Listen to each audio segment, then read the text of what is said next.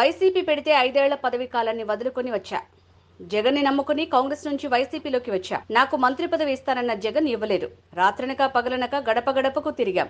ఇన్నేళ్లు జగన్ ఏం చెప్తే అదే చేశాం. సర్వే రిపోర్టు పేరు చెప్పి టికెట్ ఇవ్వలేమని చెప్పడం చాలా బాధగా ఉంది. టికెట్ ఇవ్వటం లేదని సజ్జల స్పష్టం చేశారు. ఇంతకన్నా అవమానం మరోటి లేదు. పార్టీ వీడుతున్నట్టు ప్రకటించిన రాయదుర్గం ఎమ్మెల్యే కాపు రామచంద్రారెడ్డి జగన్కి ఓ దండం అంటూ ఇంటి ముందు గుడ్ బై చెప్పిన కాపు రామచంద్రారెడ్డి 2012లో వైఎస్ఆర్ కాంగ్రెస్ పార్టీ పెడితే 5 సంవత్సరాలు జగన్ రెడ్డి మా సర్వస్వం, వైఎస్ఆర్ కుటుంబమే మా సర్వస్వం అనుకొని ఏ ఒక్కరితో కూడా మాట్లాడలేదు. రామచంద్రారెడ్డి అలాంటి వీక్ పర్సన్ కాదు.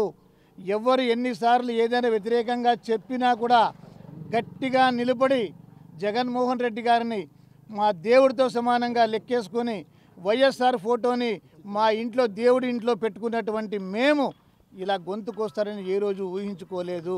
మా ఇంటి నిండా కూడా లైట్లు వేసిన జగన్మోహన్ రెడ్డి గారి ఫోటోలనే ఉన్నాయి. ఎక్కడ చూసినా మా ఇంట్లో జగన్మోహన్ రెడ్డి గారి ఫోటోలే కనబడుతున్నాయి, రాజశేఖర రెడ్డి గారి ఫోటోలే కనబడుతున్నాయి. అలాంటి సందర్భంలో రాజశేఖర రెడ్డి గారు తనయుడుగా ఉన్న జగన్మోహన్ రెడ్డి గారు రాజశేఖర రెడ్డి గారి కుటుంబాన్ని నమ్మినందుకు మమ్మల్ని గొంతు కోస్తారని ఏ రోజు ఊహించుకోలేదు. Thank you sir.